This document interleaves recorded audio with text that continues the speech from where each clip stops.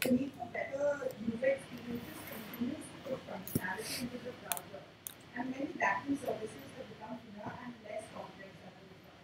So we discussed that.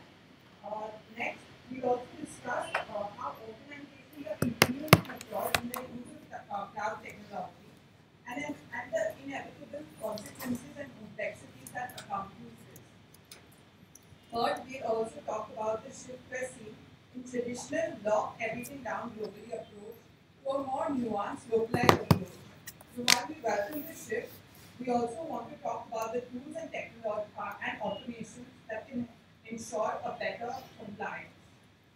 Uh, Finally, the Internet of Things ecosystem continues to evolve at a steady and strong pace and includes critical success factors such as security and mature engineering trends. So to discuss all this, we have three speakers from Harvard with us today. We have Ketan Padegaonkar.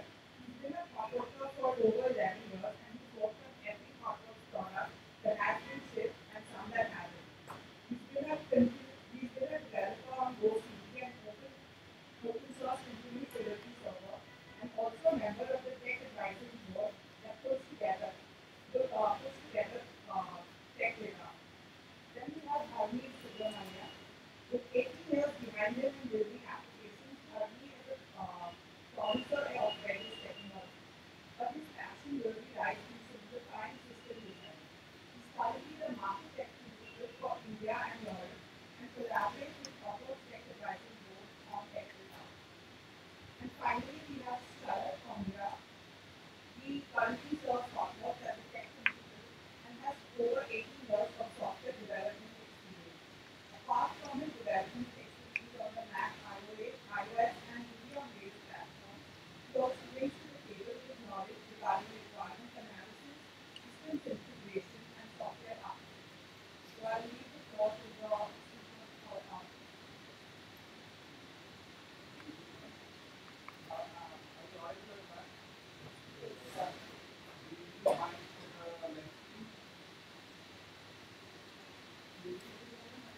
Yes, so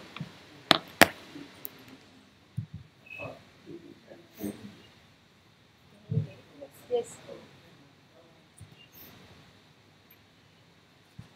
Hello. I'll go. I'll just start off with a brief introduction of what the tech radar is and what is it. It sort of isn't. Um, so for some sort of a context, I think we have what is known as the Doppler group, sort of reference to the radar. This is a group of senior technologists across both regions, um, and the idea is that we sort of get together with a lot of what we call blips, which are tools technology. We talk about this later, and sort of get into a room for a week and sort of see what trends are happening, what are the sort of things that we as partners and as technologies find interesting, and sort of we publish it as a radar. So this is not So I'm just going to ask, take like one step back. I know we will have a lot of repeat audience. We have listened to this last time. For anyone here who does not know what radar is, and this is the first time, just so that okay, very good. Almost more than half. Yeah. Very good. So this is about our experience. This doesn't mean that things outside the radar aren't really not all that cool. This isn't really about us, trying to sort of sell products from other vendors. We in fact do not have products from vendors that other vendors. This is purely what we feel about, and that's what it is. Add one more. Like, everyone in this room is in some form like the technology, and more than ever, right? The number of things that we have to look at, the choices that we have is too much, right? So, what happened roughly 6 years before? So ThoughtWorks is global in the sense we are present in 40 offices, about 15, 20 So all the head of techs, they all came together, and in one fine meeting, it started very casually. Like, let's list what are all the projects we should work at and what technology should work at, and what is it, more importantly, we should not be working with, right? And this became a sort of a which is hot and which is not, and slowly this would be much more amplified if this is a voice for a company as opposed to a bunch of, and that's how the radar came, right? So it's a bunch of opinions that we form working in real projects. So if you see something like what Ketan was saying, oh, my favorite JavaScript library is not there, it is not because that library is bad or we don't like it, it is just because we have not used it in any project, we do not have an opinion on it. But there will be cases where we know it's out there and we want you to try it, so which we will go in the detail of how to So as you can see in this picture, like there's a whiteboard with a radar there with few like 70 or 80 odd clips. And then on the side here you see, 100 clips. So that's all the on the table then make the radar. So the way that works is like each and every region will suggest something. Then people, we all get together, this group gets together. In a matter of 2 or 3 days, we have to go to an entire list. So we will start with like 400 things to look at, and we will end up at around 100. So there is quite a lot of studying that goes on. Right. So quickly the mechanics, right? So for people who are new to the radar terminology, so radar is our short visualizing our message, right? And that is what radar is. And you can attribute it to the physical radar that you see, right? So in a physical radar, if an object is coming towards you, it will appear in the ring and slowly it will come to the center. So the rings are really, really important. Right? So we have the rings, you should read like this. The first ring is assess, then you have a trial, and then an adopt. The last ring is special, and I will tell that. So an assess ring is something that, what I just said a few minutes back, we have not completely used it in a production, but we acknowledge it's out there, it is new, this is something we should experiment with. A trial would mean what works, or at least in 1 or 2 client project has implemented it, it is gone live, we have production experience, we can recommend to another client, go take and run this. This will work. An adopt is even a stronger message. An adopt means you should have a very good, strong reason not to use that. For example, if you're logging in Java and you're not using log, okay, so you may do that, but you should have a pretty good reason for it. Right? So that is what an adopt is. It's much stronger recommendation. We have put it in production for a lot, and is more of a choice in the market. So that is an adopt. The hold is the inverse. The hold is a much stronger message that we send to the market that if you're doing this, please stop doing this. Right? One example I can give is in your organization, there is only one CI server that builds software for the whole company. We say, oh, please stop doing that. Right? As an example. Right? Sure. So the rings in the radar are super important, right? Then I have to say about a little bit about the quadrants. So in radar, what we present is everything that has to do with the software. So to actually segment that in 4 buckets and to give a name is super hard problem.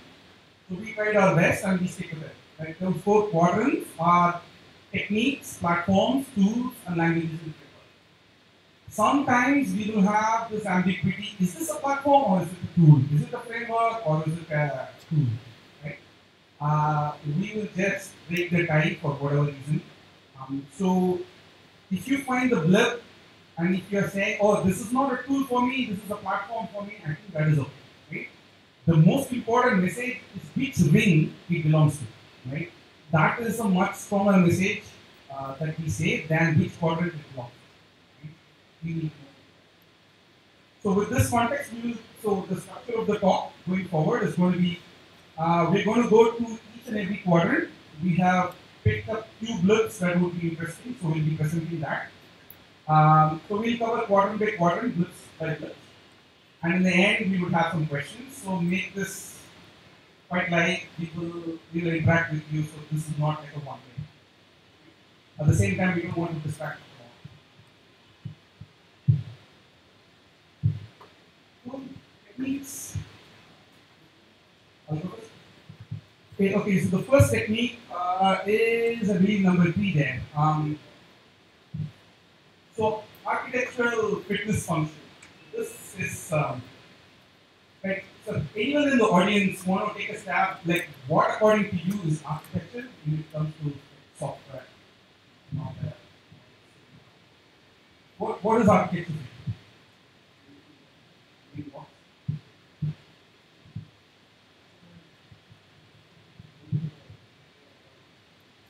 Okay. You shape according to needs.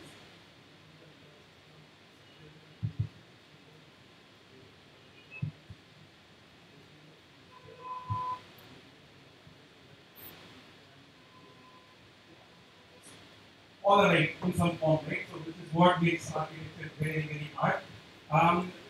In a simple way, in the end of the day, your architecture of the system is the choices that you make. Right?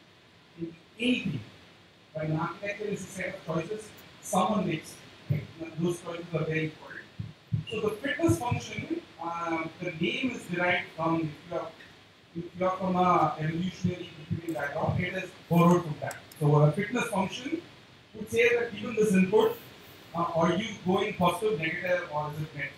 Right? So a fitness function in the context of an architecture is, architecture is a set of choices. How do you make objective? Right? You have made a set of choices, basically saying 6 months after, how will you justify your proof decision? So there is no objectivity in an architectural decision, or there is no way to track it. So fitness function helps you do that. So basically, like a unit test gives you a positive or negative, whether it's good or bad. A fitness function will give you an objective measure of the architectural choices that you make. So there is a book written by Rebecca and Aqua, and they talk about this in there.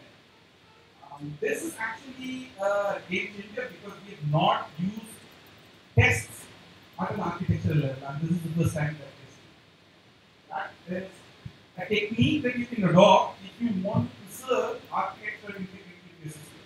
Because you make choices today, like you cannot control everybody in the team is adhering to that choice.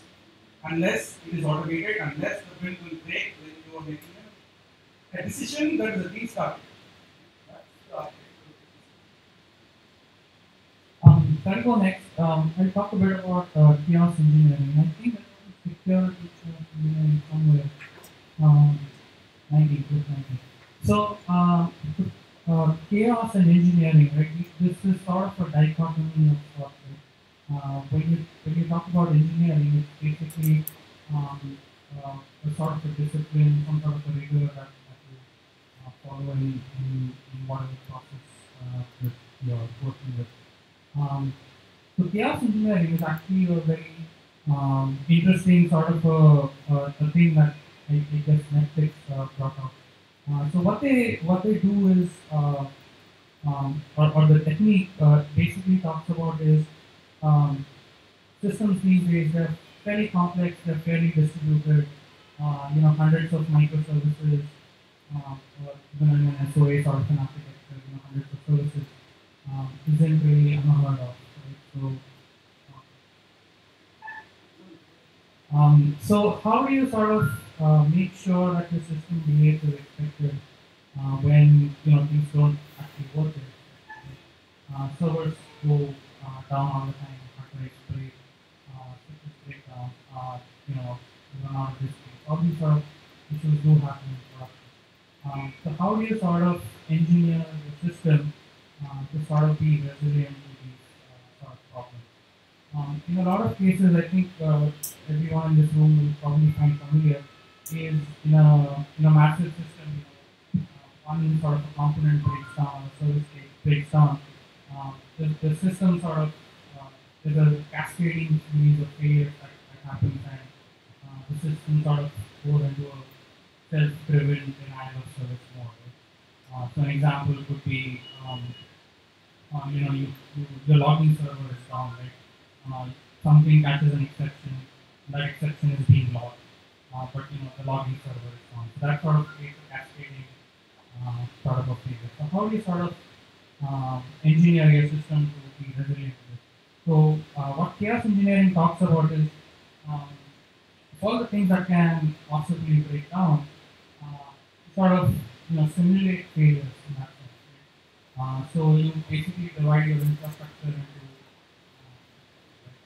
partition it in the middle, and then you can sort of experiment. Like what happens if I turn off this network switch, right? And then sort of observe the behavior in one of the partitions where you turn off the network switch versus the other where you don't.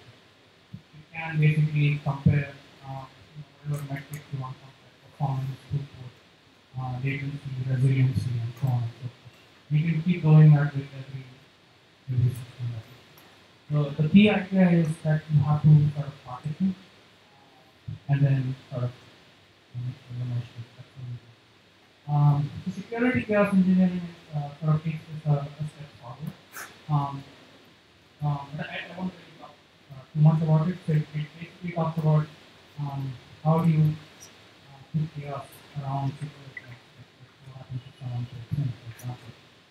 So you can possibly consider adding false alerts into the production system and so on.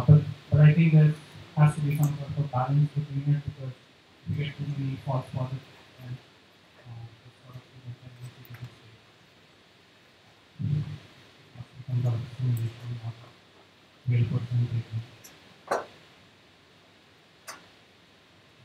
Really? The order in which we pick the blips doesn't really signify that this is more important than the other. So personally, I picked few that I had some idea which I could probably give some context and share examples. So I'm going to talk about micro frontends. If you think that sounds similar to microservices and probably they're related because they start with the same word, I would say you guessed it right. In case you missed the memo, microservices is all the rage lately. Every project that I work on looks like an enterprise trying to migrate away from a monolith to microservice. So the idea being you divide this whole functionality of the app, which is wrapped into a monolith, into a set of more coherent services. It says micro, so kind of like a single responsibility. Kind of helps you manage the complexity easier. But as they say, there is no free lunch. The complexity that was once in a monolith is now kind of goes into the communication between the services, because now you have to orchestrate between all these and make sure they're all up. But thankfully, with the advancements in infrastructure software, be it Docker or Kubernetes or in general the DevOps infrastructure, those things are kind of being handled by tools lately. So I think the general consensus in the industry is the benefits of microservices far outweigh the constraints or the complexities involved in building them. But then, as one of the topics in the radar, the server slims down, the browser bulks up. You see the browsers are getting more, be it the runtime of JavaScript being more efficient. A lot of apps now move to front end. So last couple of years, you would have probably seen React, Vue, JS, Angular and all. So now it seems like we are end up building big browser apps. Monolith has moved to the front end now. So could we kind of do the same techniques that we do on the back end and somehow build these micro front ends? So the idea with micro front ends is you kind of divide your whole app into a bunch of features and then have a team responsible for kind of managing both the front end and the back end. I mean, if you look at microservices, the advantage is you kind of get these independently deployable and managed services with independent teams. So what if you apply the same principles and bring that to the front end? So when I say there's an independent team that manages the feature end to end, including the backend, it's not that they end up writing all the microservices required for the data. It's more of like writing a BFF, as they call it, a backend for front end. where you kind of get data from multiple microservices, make composition. I could call it a capability service or an orchestrator which gets it and does that. So with this, you want to bring the same advantages that where you could have independent teams, independently deployable features in the browser. That's about my thing. Like will actually see GraphQL and the sort of the technology that allows you to do that. In a way, we as in corporates coined this term. If I remember right, it was radar 15 or 16 years back. Micro front-end as a term never existed in the market.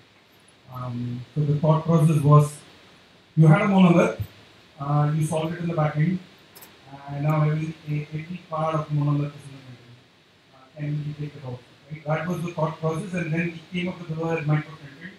Now it's in the market. I'll pick service mesh. So quick check. What do you want about microservices? Like what sort of like how many people have microservices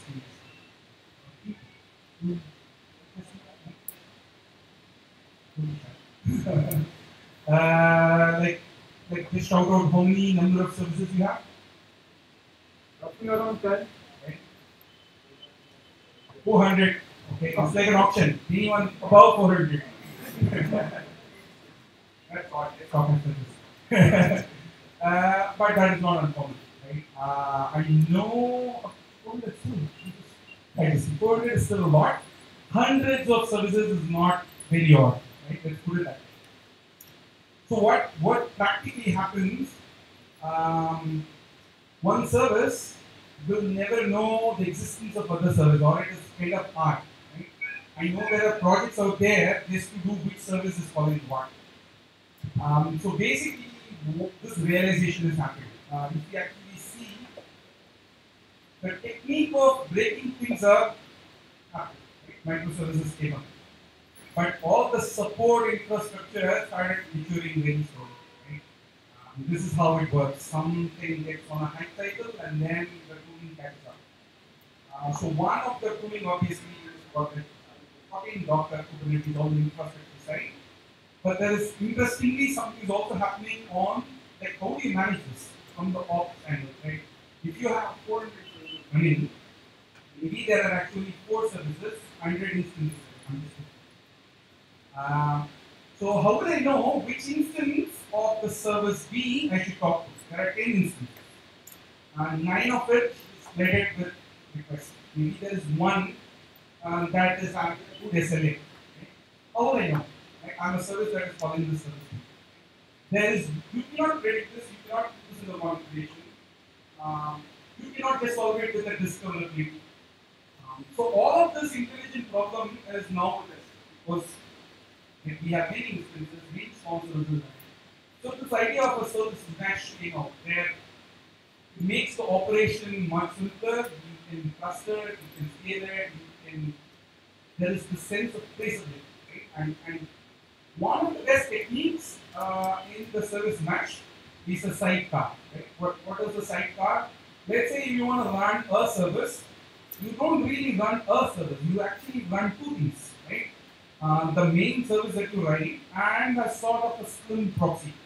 Right? The outside world will only know the proxy address. So you bundle it in such a way that no one ever gets to the main service without going through the proxy. Right? In Docker it is easy. You expose the code of only the proxy and not the main service. Right? So that way it's one container in your account. And if you're putting it in Kubernetes, make sure it is one pod. In one pod, 2 things run. And this is what. So what happens is, if the same proxy is attached to all the different instances, this proxy now has wealth of information. So it knows which service is running faster. It knows which service is available. It can solve discoverability problem. It can do a tracing. There's quite a lot that gets solved in this problem. This is not new. We've always had it. But the difference is we only had a reverse proxy and 20 services behind the reverse proxy. What has changed with the service mesh is there is a proxy for every 20 services. One local reverse. Like the reverse proxy and the service. Yeah. So that is basically a sidecar. So if you remember the old, scooter or something that will have a sidecar that people can sell. It's just that model. And there is also a trend that is happening right now, right? So if you recall and you've been like coding for a while, there was an era where you pretty much have to code all NFR constraints in your own app, like literally code. And then there came the era of like Physical and libraries like that, like which solve this problem in a library, so you don't have to reinvent the wheel. Now we are in an era where we have microservices. I have 10 teams using 50 languages, like which library do you use? And if you are upgrading a library, you will have that. So the problem is, don't code NFRs in library, give it to an auto process. Okay? Let the process handle the NFRs for you. The NFRs here are the logging, traceability, security, all of that. So if you have a service mesh, there are two examples. You have HTO, there is one view, talk about that. So if you deploy that, you can get quite a lot of statistics from the service mesh itself. So it is more to intelligence. So that's what that is, and that's what is the service mesh. So if you are running 400 services, you should be having a mesh. I'll go. I'll talk about polycloud at number 10. So I think we are sort of reaching a point, or maybe we already have, where cloud is sort of ubiquitous in the sense that you sort of realize that it's a commodity. There used to be a time when Amazon was sort of a clear winner in terms of a lot of capabilities. Um, but I think cloud vendors are quickly catching up. So Azure and Google, for example. Just like, if I want to EC2 instance, EC2 is just as good as whatever Azure offers or what GE offers. So the idea of polycloud is not to become agnostic in the sense that it's a classic problem that everyone here sees, right? You sort of write the database interface and sort of go with the assumption that it should be able to change the backend database. Right? You deal with a lot of complexity of that interface, but you know for a fact that that Oracle database is never going away for the next 20 years. Right? But you still sort of have that sort of a mindset where you sort of build a abstraction on the database that allows you to walk through it. Not that. So the idea of polycloud is to basically leverage the best of things available with each cloud vendor.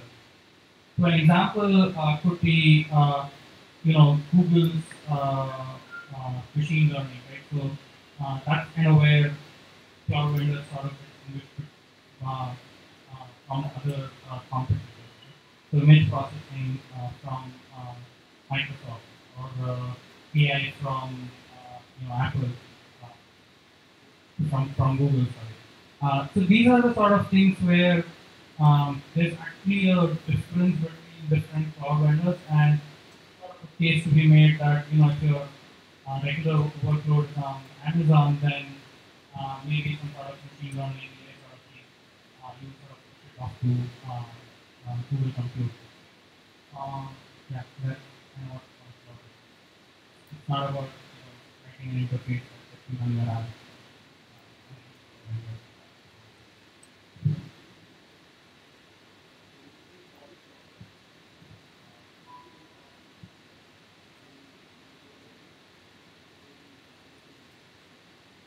Yes, but so no, actually no, that's not what I mean. I don't mean the fact that if you just want a Docker instance, everyone is pretty much equal in their Docker instance on Amazon and this is about if you want machine learning, then clearly one vendor has an advantage above other vendors. Right? So if you have specific needs around machine learning, then you go to a vendor which has a benefit in terms of machine. This is not about moving all your work to that, just about moving specific work to that. So it may not necessarily work if you are doing stuff on live data because latency will always be a problem. But if it's a sort of discrete thing that you want to do on the side, it's definitely worth examples of the just patterns in terms of what sort of things people are buying, right? And then having an algorithm sort of tweak that. Those are the sort of things that you learn on the side offline, and then use that sort of thing into your sort of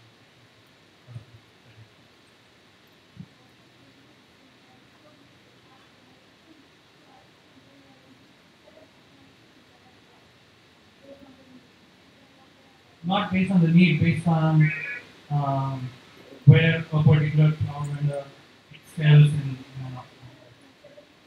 Right.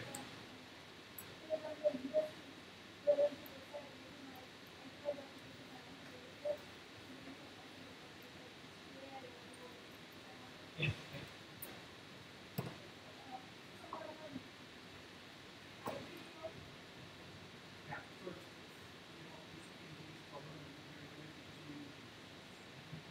It is for the club. It is named for you.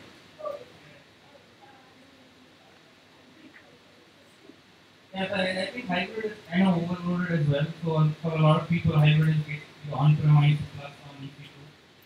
So I think So I think Microsoft even has an offering, and I think we put it here. So you just buy like a rack from HP or Dell or whoever is your favorite vendor. And what Microsoft gives you is, they sort of pre-install a bunch of software to get your in your data center. And that's sort of quickly catching up in a lot of European markets because of laws around data retention and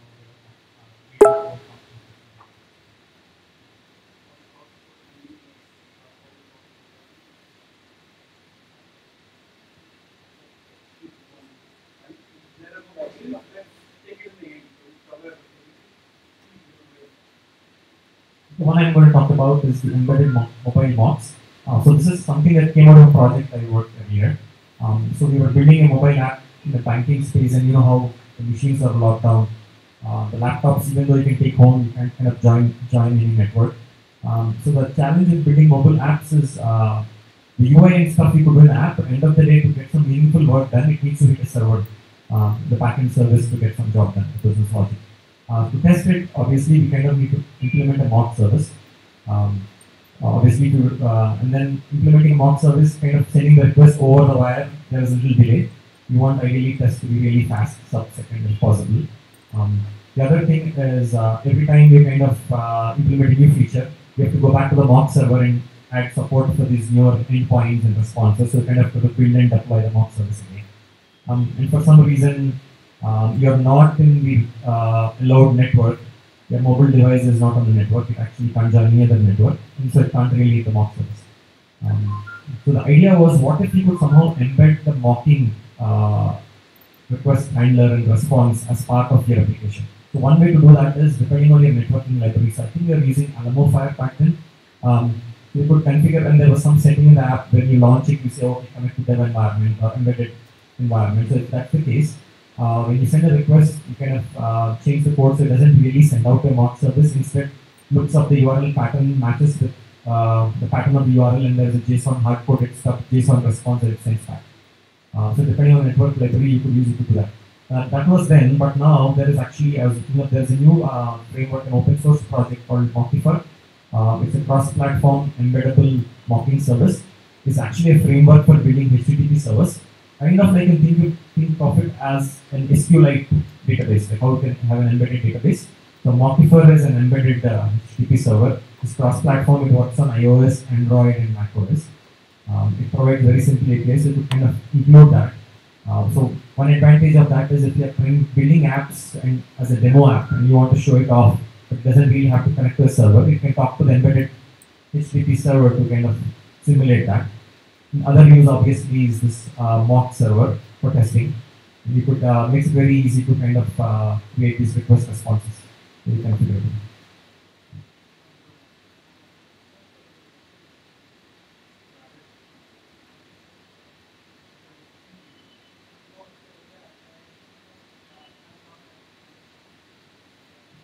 Five kinds of the source of truth.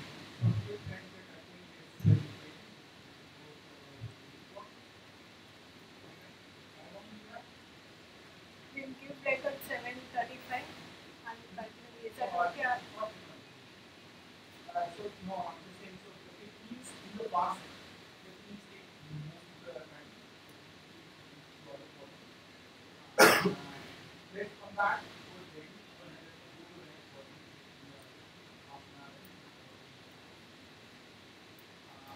Platform.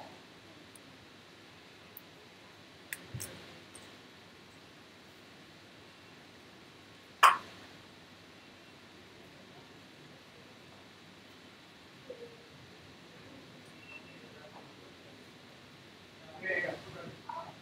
That just asking, we can't see so we put our initials. And the only thing that's significant, you should look for the new or not the new. There's nothing else. Interledger, I think is somewhere. 42. So how many people are aware of decentralized app, always known as the app? You heard of this?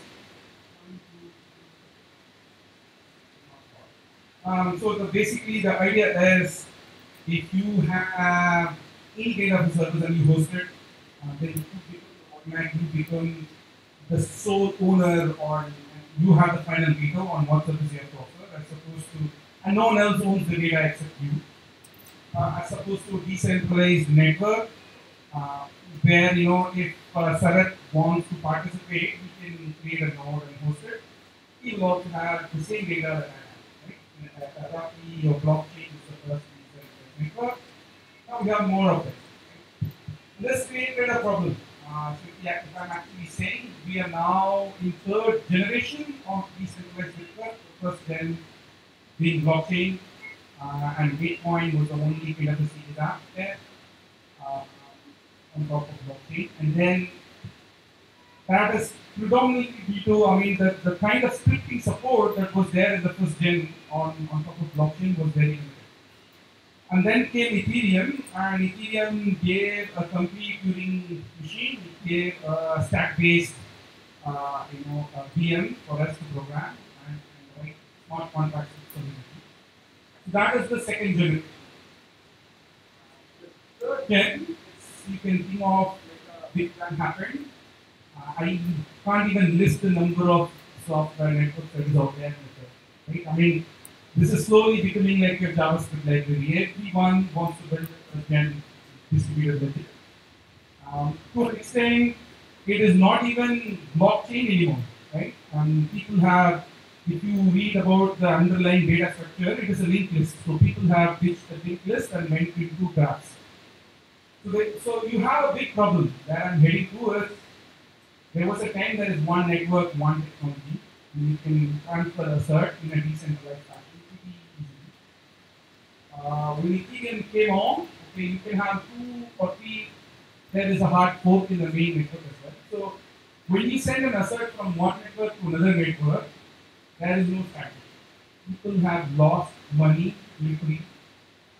It's just because you send it to a wrong address and there is no more revert, there is no rollback. So what people have now woken up is let's solve this inter-ledger communication problem. And we trying that in the third generation of the ledger, where the inter-ledger protocol is very light, it's not super heavy, so it is now kind of a standard. So think of your network stack. So inter-ledger protocol defines the network stack for a decentralized app. So if you conform to the standard, then someone from a network that is not even directly connected can reach you. Right? Think of it, the easiest analogy I can give you, think of it like a routers that we have in internet. I am not meant to Google in any fashion. I can reach Google through some hops of the router. Right? You have similar setup now coming up with the ledger networks. Never existed before. And interledger is the first attempt to stand it.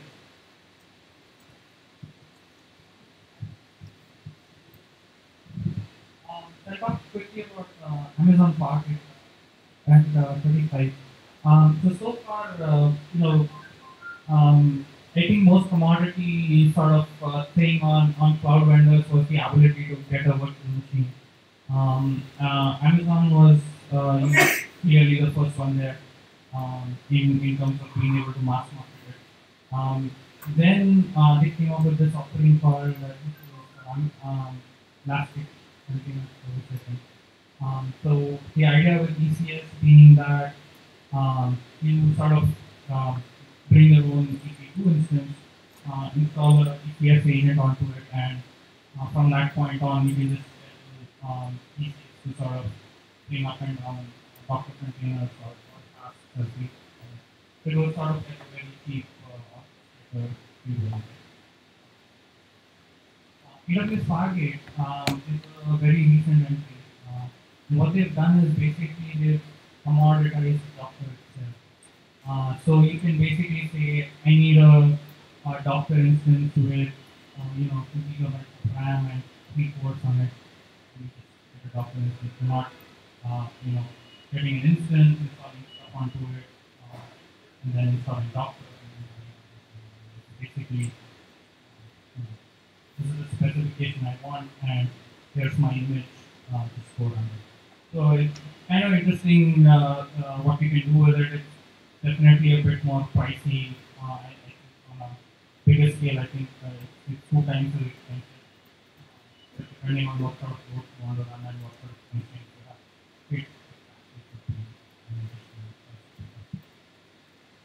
When we talk about EMQ, this is built using a technology that I'm kind of trying to learn, excited about. So it's actually an open source multi-platform MQTT broker. So MQTT, the TT stands for telemetry transport. It's usually used for devices, constrained devices, where there is low power consumption, low bandwidth, a lot of network latency, kind of sensors which get details and use some kind of a satellite network to send the data. So this is a broker built using Erlang and OTP. The reason I was excited about this is, so this is way back sometime in the 80s. Ericsson set out to create a language called Erlang, Ericsson language. This is kind of needed for building their telecom switches. So back then the need was to build a platform where they can program switches, which if you look at are highly concurrent. There are a lot of telephone connections going through a switch. They're also distributed because one switch needs to talk to the next switch. So it's kind of a concurrent distributed environment. It needs to be fault tolerant because you don't expect your calls to drop halfway through. And then, and also it needs upgrades in real time, or like upgrades with no downtime, kind of hot code swapping. Because you won't get an SMS saying, sorry, from today 10 to 11, we are not taking any calls because you're upgrading the switches. That doesn't happen. So they set out to build something like that. And interestingly, the needs of switches back then as kind of the needs of the web apps today. They're highly concurrent, distributed, scalable. You don't want to take our service down because you're upgrading. So it's kind of catching on. It's kind of derived from a Prolog kind of language. So there's a new language called Elixir, not new but a couple years old, which is kind of more Ruby-ish on top of Erlang. So Erlang, like Java, actually compiles a bytecode called Beam. And the secret sauce of this whole environment is something called as an OTP, which is an actor model, so kind of Akka on Java. So they have these actors, which are kind of objects that send messages asynchronously and get work done. And they have something called a supervision to kind of manage them, and if something dies, kind of restart, and you can kind of describe policies on what to restart and how. Through that, they kind of get really good fault tolerance.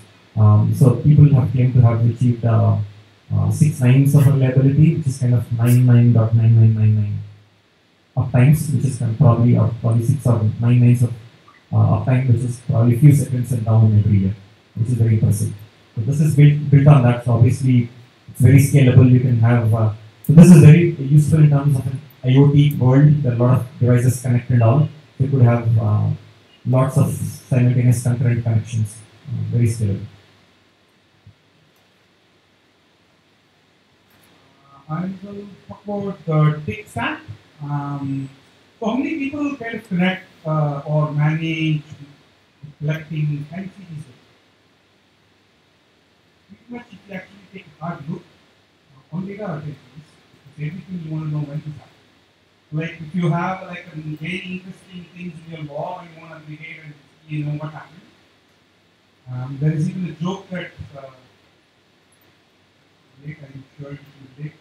The real database is the log, and your RDBMS is a cache. So the trick goes back to like how do you deal with this time series data? Because this is not your regular structured data. There are quite a lot of things we do with time that is not present in the normal data. movie window. There's quite a lot of things you can do with it. So what the tick stack gives you, so tick stands for telegraph, interTV, chronograph, and intercapacity. So basically you have an agent to collect data, you have something to store a time series data, which is interTV, and then you have an ability to see 3D graphs. And then the core is the capacitor, which is like a real-time streaming processing unit. So this, like a MAM stack or a mean stack, is now gaining popularity for like telemetry, or if the core system is all about collecting data, right? So if you remember, there is a project there is a Formula One car that is going on. Like, I don't know, those cars have like hundreds of thousands or tens of thousands of sensors. They send you data. They're all super time critical, and you store them and you process them. And what is the kind of infrastructure you would use? And it is very good.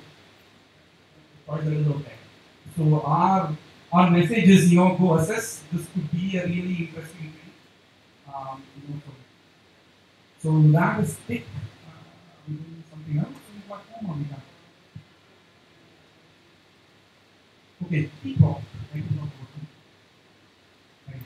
So this is probably much real problem, but it is now super complicated. Right? How many people in this room still implement login?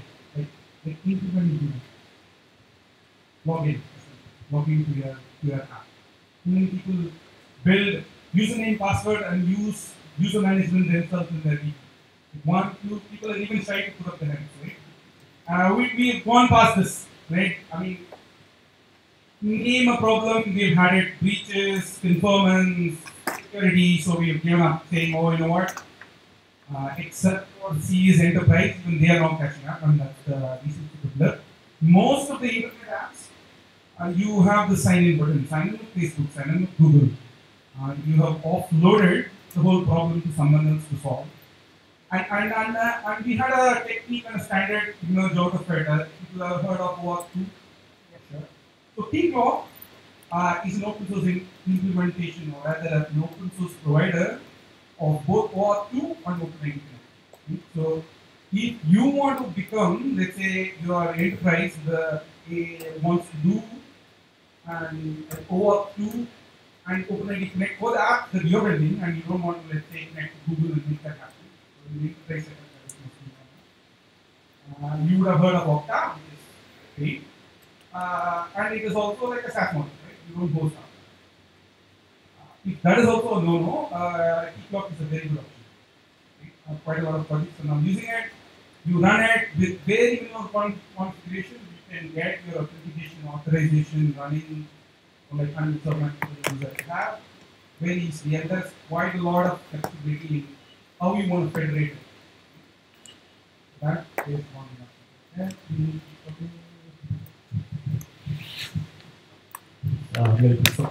Again, as functionality moves from the server to the web, right? So web Bluetooth is a technology that helps browsers talk to Bluetooth LE devices. Bluetooth LE is kind of low energy. You can think of that as kind of a wireless personal area network. Personal network in the sense it's centered around a network for interconnecting devices centered around a person's workspace. So it could be your phone, your tablet, your other devices that you could talk to. So now browser can kind of participate in this network and talk to other devices and communicate.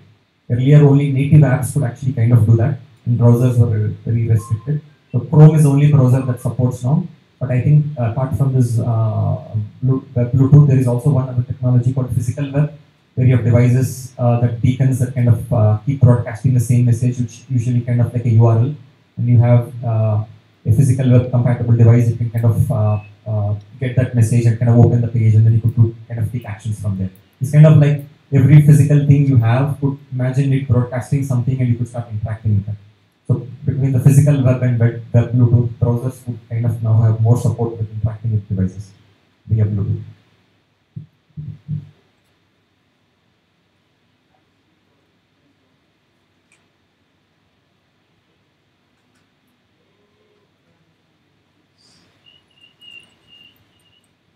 So WebAssembly, who have heard of WebAssembly?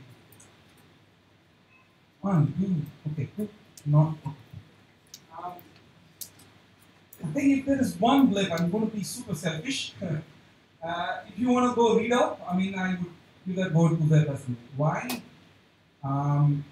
Everyone knows there is a war between the browsers, right? Which browser to use and who dominates the web and which is the architecture I have to write to, what is the next thing that's going to come. Yeah. So people flash for good. So what is WebAssembly, right? So in a way, if you actually see, we had an era where everything has native. People had clients. Then came browsers and said, oh, you know what, push it everything to a server. Then the compute on the client, on the edges, they actually increased. So now the browsers are powerful. And JavaScript increased because of mainly due to V8 and everything else. But interestingly, like how many people here really do like arithmetic computation in JavaScript? Just curious. Do you, let's say you have a banking app, right? Hypothetically. Would you give that functionality of adding, subtracting, or some, let's call basic arithmetic? Would you do that in JavaScript? You can still assume everything else is. Would you do that? You would. There's one node. So go look up. If you like, search for this, you will end up.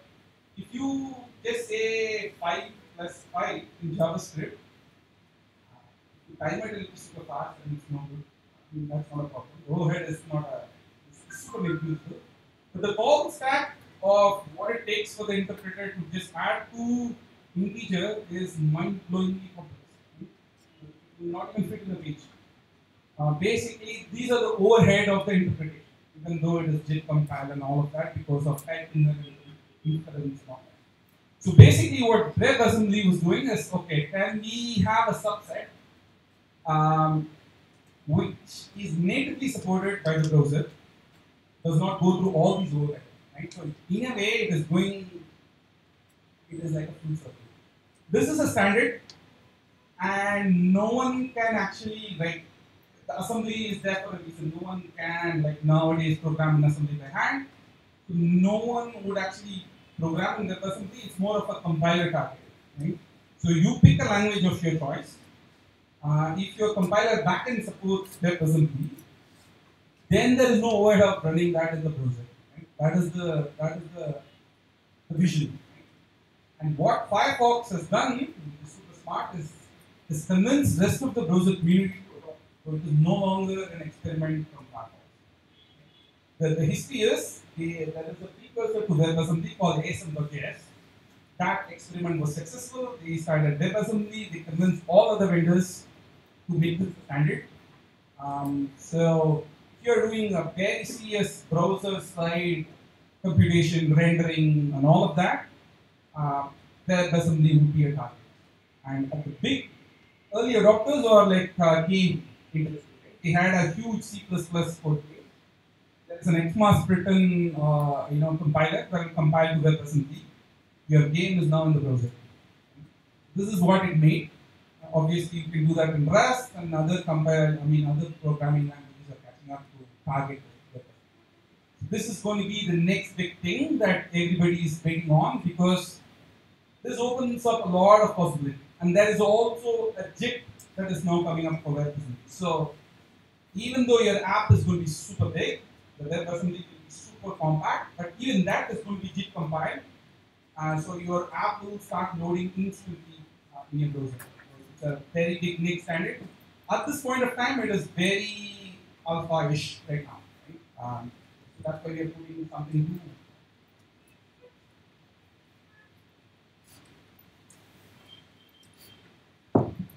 This NIO. So this, if you're interested in reactive programming, this is something probably you want to watch out for. So reactive programming is kind of programming with synchronous streams. It's kind of functional programming where you could do map, reduce, filter. But the idea is kind of you don't really wait for those things. So things fire when things come in. So it's kind of like a data flow programming where you can visualize like multiple pipes and carrying data, and then at the intersection of the junction of the pipes is where the actual processing happens. So that place is where you could probably combine both and can start sending your events. Thing with reactive programming is they would actually have two separate streams of the different kinds of events. So there is a data event, which kind of like the data that you're interested in, and if there is an error, there is a specific event that is sent out. And there is also kind of a termination state. It says, okay, this is no more data. Um, um, so usually these are non-blocking, and all these reactive programming, so they're kind of standards like RX Java, RX Swift. So all these reactive frameworks are usually built in on top of some kind of a lower layer um, non-blocking IO kind of frameworks, IO or networking kind of frameworks, like Jetty in Java. So Swift IO is from Swift NIO is a Swift non-blocking IO framework from Apple, which is cross-platform. It runs on macOS and Ubuntu. So I think in the future there might be more libraries that kind of leverage Swift NIO, more reactive libraries that might leverage. I'll just quickly talk about Kotlin here. Heard of it, not heard of it. So Kotlin is sort of, I wouldn't say it's a new entrant. I think it's been a few years, 3 or 4 years now. It's a language from JetBrains, so if you're familiar with IntelliJ, people who are behind Kotlin. Interestingly, it's not an academic project, right? So most languages that you sort of work with are kind of academic, or someone had to overnight like JavaScript and so many issues with it. So Kotlin is actually a very serious language that actually solves problems that real world applications use. So classic case is the threaded null pointer exception, right, or whatever it is. You handle a null case to the Kotlin is no such concept because I think it also, interestingly enough, sort of reduces so much of the boilerplate that you would otherwise have in Java. Right? In Java, you quite a simple person class, for example. You have like the name, phone number, or email. We have the getters and setters. So the sort of complexity, or not just the complexity, I say the boilerplate that comes along with it is kind of used, right? So, that person class in Kotlin is basically and this is not an exaggeration. So it sort of brings a lot of expressiveness. It is still based on the JVM, so it compiles down to jar or whatever. It sort of has some sort of core libraries that you have in Java, connections and similar sort of frameworks. Kotlin has a very small sort of library sort of extend these core libraries in Java to sort of make life a bit more easier. So think of it as comments, collections, or the other sort of comments frameworks or so it's definitely something to look at. Google is, I think, doing a huge push for it. I think a lot of Android applications, I think, going forward, see that Kotlin for exactly that reason. Build tools have Kotlin, Gradle, Maven, the other build tools sort of has first class.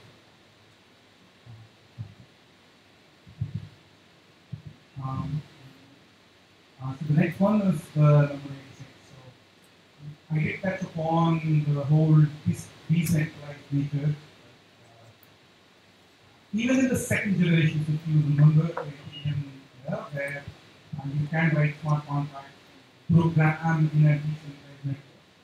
There are many choices, and one of the choices is the Hyperledger. Right? So Hyperledger is one of the projects in the Linux Foundation, and it's an umbrella project. It has quite a lot of things under Hyperledger. So one of so when people say Hyperledger, they are actually talking about a Hyperledger fabric, which is the actual network implementation. So the blurb that we have is the Hyperledger Composer. Basically, what it means is for you to have a business idea and implement in any blockchain tech, second generation blockchain distributed, you have to have a quite elaborate networking setup and make anything happen. Right? So, in ideation to a product, based on how much you are still in this, can take hours to days to weeks to months. So what Composer aims to do that is like give a better tooling. With Composer, you don't need anything, just your browser. You can have a business idea. There is a modeling language. It will simulate a network for you, and from idea to the actual code is all in the browser. And that is a super big protection. If you're good with that, it will give you a compile to whatever language and then take that and deploy in action. So we've been using this in quite a few projects. Just to ID and take it off. If you're using Hyperledger, then the Composer is very important.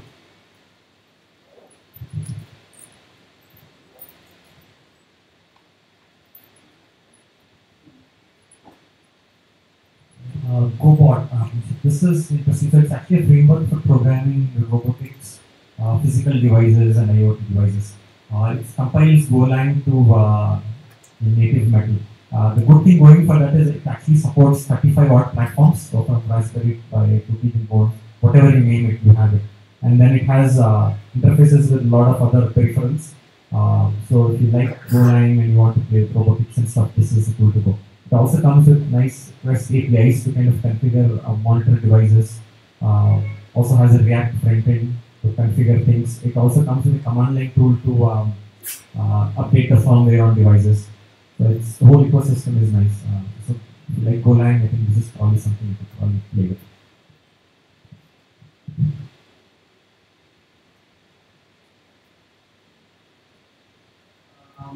Conduit number 69. How many of people in this room know of Rust as a language?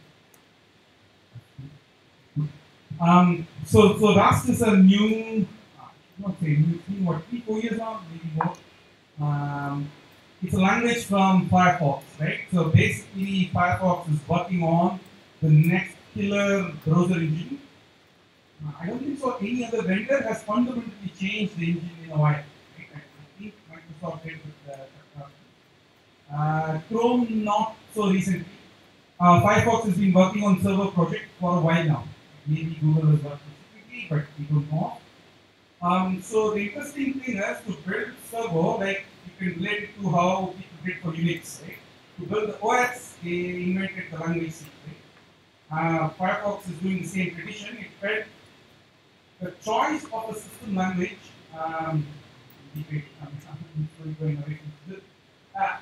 The choices out there to model servo in a system language is quite limited. I mean, we don't want to program C, and they picked Rust to build servo. Why did I mention Rust? So the conduit, we talked about service mesh, right? So if you're internalizing whatever I was saying, right, I was not very honest, right? If I have to run one service, I'm telling you, you have to run 2 things.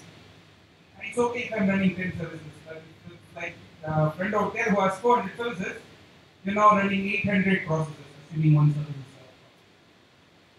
That is quite a lot. So it means so much of CPU is wasted, it means so much of RAM is wasted, and resources wasted. So what Conduit has done is, unlike other service meshes that are out there, they picked this data layer, the proxy layer, that one that is going to sit alongside your service, that is going to be written in Rust. So very low level, talking about overhead of like, that's it. Very CPU friendly. But the control layer is actually written in Go. So it's a very good combination. So this is what makes Conduit very interesting as a service mesh offering, is that we pick the right language for the right problems. Why Go for the control plane is because Kubernetes is written in Go, and Conduit is like from ground up a service mesh for Kubernetes. This is something very interesting. It is still early in the development release cycle, but the choices made, I think it is because the incumbent tool, which is the Linkerd, is written in Java, and the amount of RAM it takes for the proxy is high. you don't want to pay the price, and then that is why this is like a second attempt that they don't need to notice it. That's what found you interesting. I'll quickly talk about ArcSync, number is set in there. So we talked about fitness functions of that. So how do you sort of make sure that the code that you're writing sort of conforms to whatever architectural decisions that you're making? So I guess everyone here, most of you would be writing some sort of unit test, right? So it's sort of see how the code conforms to the contract. How do you make sure that your architecture also conforms to your architectural decisions? Kind of. ArcSync is sort of like a static code analysis tool for what it does is basic stuff like make sure that the classes in this package do not talk to classes in that package. So that's it can also make sure that services, for example, or service methods don't talk exceptions, right? Those sort of things.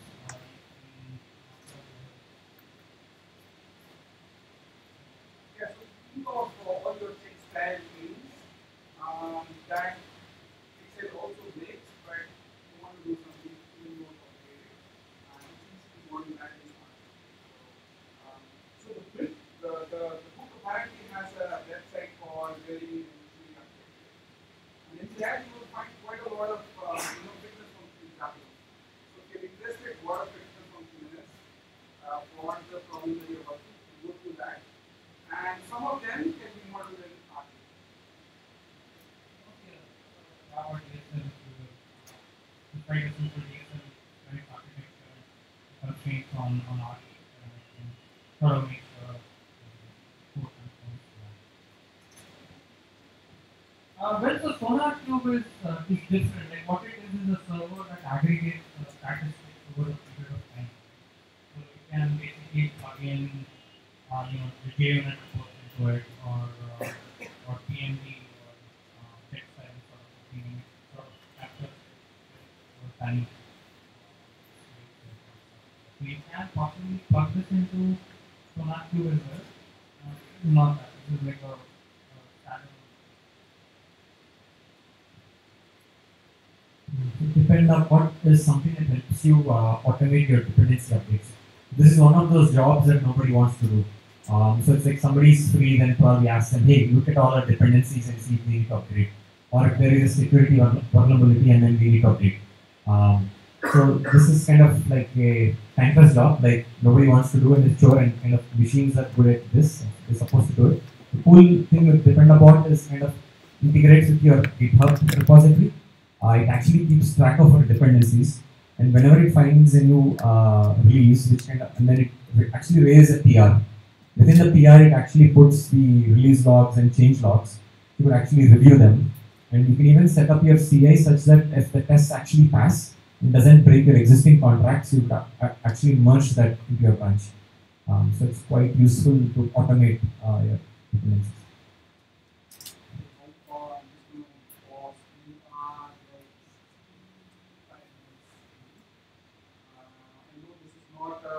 Usual GeekNight format where you have a break, so we thought we'd do a like this in one pass, so we can stop now and take questions or cover a few more minutes. What would you Cover a few more. Okay. So the next one that we wanted to talk was number 63.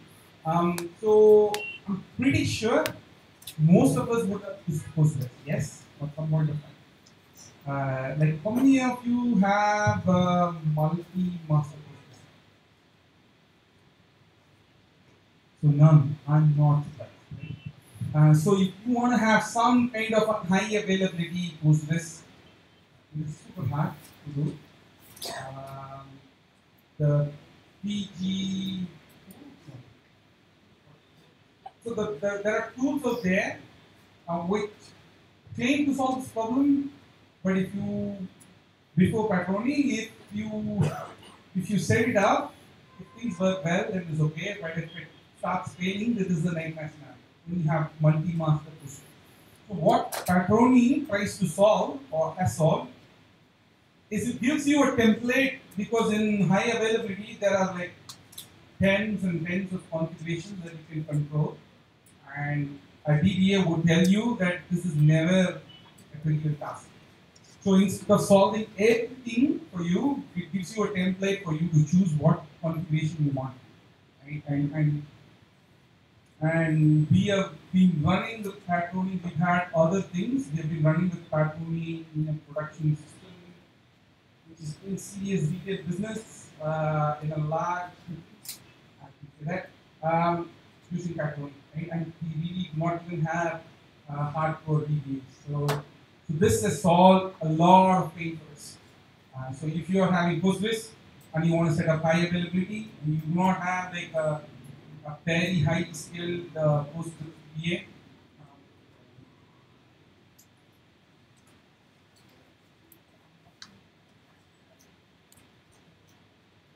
so the headless Chrome and Firefox, so these are quite useful. So if you're doing UI browser testing, and you have some kind of a CI setup, actually there's nobody watching the show, right? The browser runs through its motions of the UI.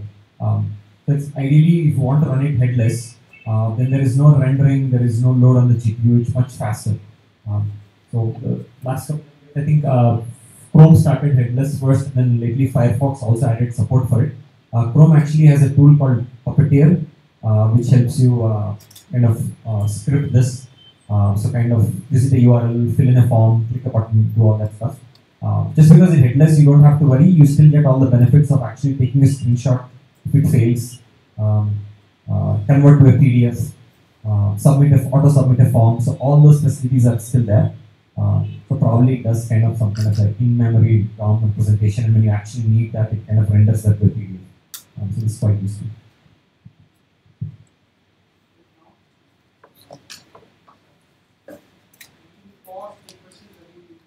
I know you had a question. So when we talk about polycloud, so we are saying basically one application different services kind of on different clouds, like maybe one on Google, Amazon. So since you already use it, does it add more complexities to your system because you are using multiple cloud networks? Yes, right. So I'll give you an example. Let's talk series, right? Let's say we have series image processing. Let's say my CPU GPU is no good. Let's say I want to use CPU, right? The tensor processing unit. The only tool on the planet to have that is Google, the same unit. So I have to use it. So it so happens that there will always be some features that the vendors will differentiate, like what you're saying. So what we are observing is rather than being locked into one vendor and say this is the vendor offering, we can cut across. You can do your heavy lifting in a vendor. Right? You see, this is so true in the reality that if you are drawing a pipeline, somewhere you will have a funnel kind of a diagram, right? Once you are past the stage, the amount of data you have to deal with is less. So once you have done the heavy lifting in TPU, the output could be in like megs as opposed to K. You can transfer that and keep it in Microsoft because that is giving you, you know what, if you want that in your distributed ledger, then I know Azure gives you an EPM low. So has it? I'm just looking up. Now, what is really out there is there are workflow engines that are cross. You can script in a way. This runs in Google, this runs in Amazon, this goes back to Azure. You can script all that right now. So it is just that it is not cloud agnostic. It is taking best from each vendor, because if that is your differentiating factor, you should not shy away from embracing polyglot nature, and hence polyglot.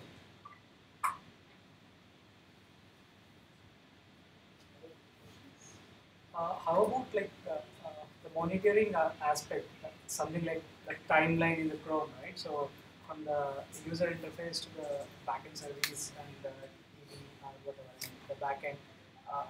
I haven't seen a tool set that you guys are using. You would have probably used it, but it's not mentioned over here. I missed one. So I'm going to give a meta answer. So the question is, there is no tool that actually does the traceability of. Yes. So this is another nuance with the radar. The radar is always forward-looking, right? What does that mean?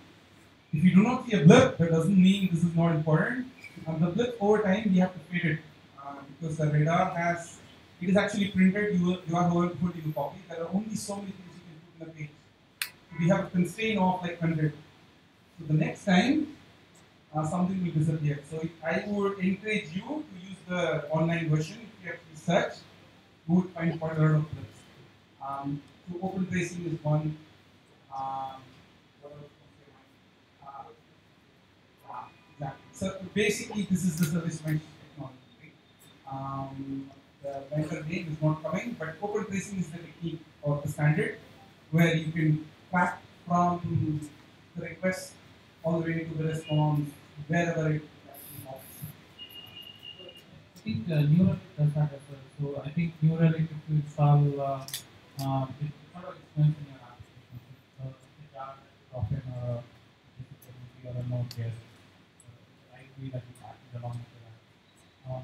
What it does is it sort of implements before request or web request that comes in, it sort of injects its own header. And if that request sort of fans out into other requests and sort of attach that header and sort of visualization in terms of here's the request that came in, here's what all services were paid, what all responses you got back, what the response time.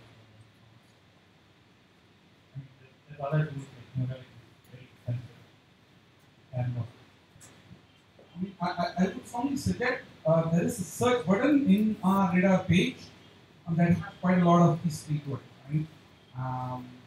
So, like I said, we've been doing this for 18 editions. So use the search, subscribe. Hopefully, you don't, if it is not there, it's just that you can form an opinion. That's all.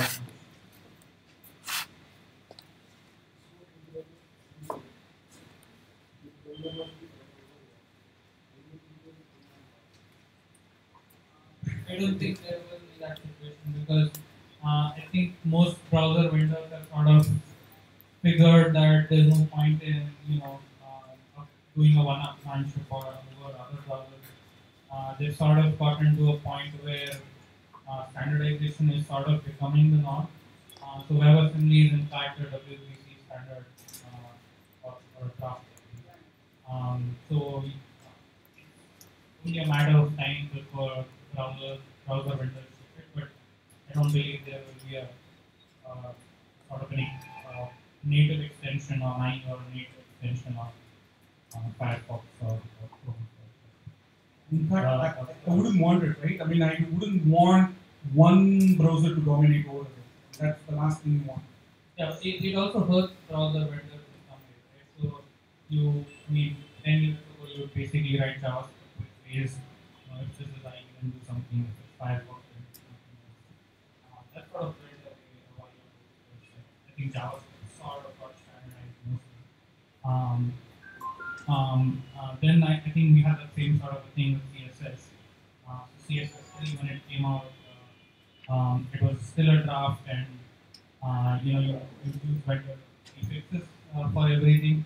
At some point, browser vendors decided that they are not going to support vendor prefixes.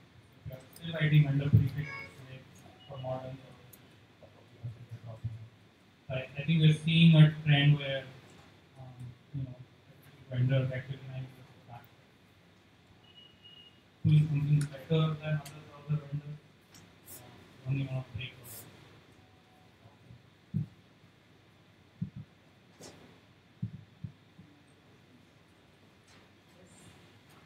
You talked about end about right? JS, Sorry, question is. Right, right. It works with Node, Java, Ruby, supports multiple things. Remember, right? It's more of a scan your project. There is an upgrade.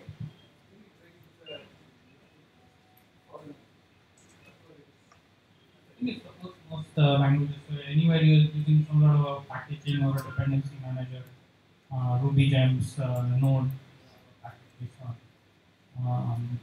Maybe when you have a form file or a Gradle thing. Um, and other languages have similar things, so they just scan figure out what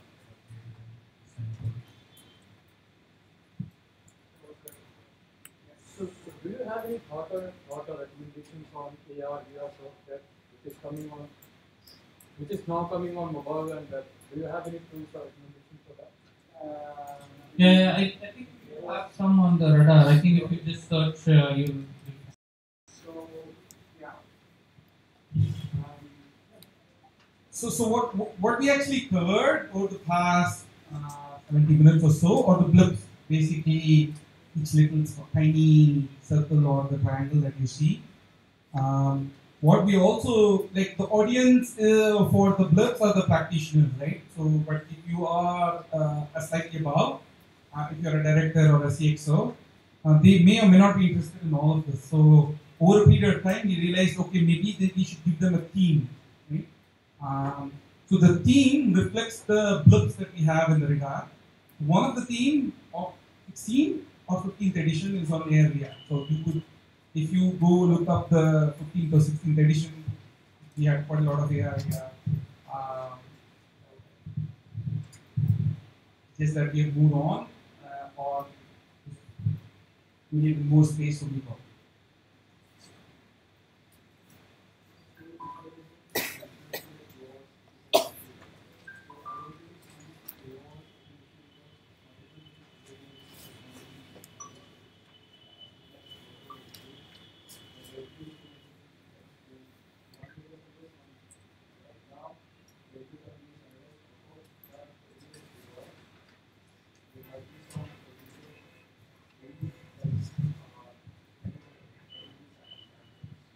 Okay, so let me clarify. So the question is, what is the chaos in the inter-ledger context that I was talking about?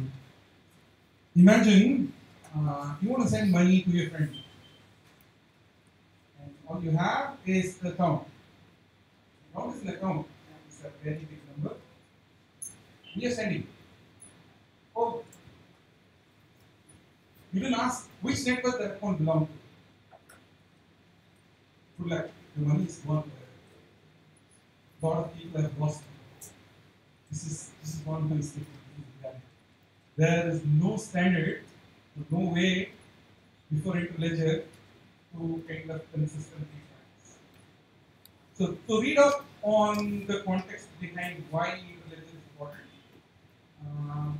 So people are slowly coming up with, oh, so if I give you an ID, this should be multi-network identifier like. I should be able to resolve. If you give me an app ID, say ABC, just by looking at the ID, I should be able to say, oh, this is an app to transfer money, and this app exists in Ring-to-B network. Right? We are talking about, I mean, we take this for granted in the normal internet kind of. We came from the pain. Whenever you want to transfer money from one network to another network, if you get it wrong, it's impossible to track back and trace. And if there is no single hop to get the network, if your destination network is 2 or 3 hops away, it's simply not possible. So it came out of the need to actually standardize. Because what was happening is network is sort of a silo. Like they've never able to, like there's never a bridge between the networks. And interledger is the first attempt to standardize. So the two networks can talk to each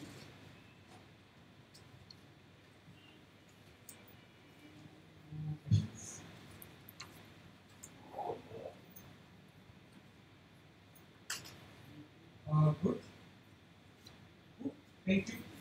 I'm also just being like 70 or 80 minutes non-stop. Thanks.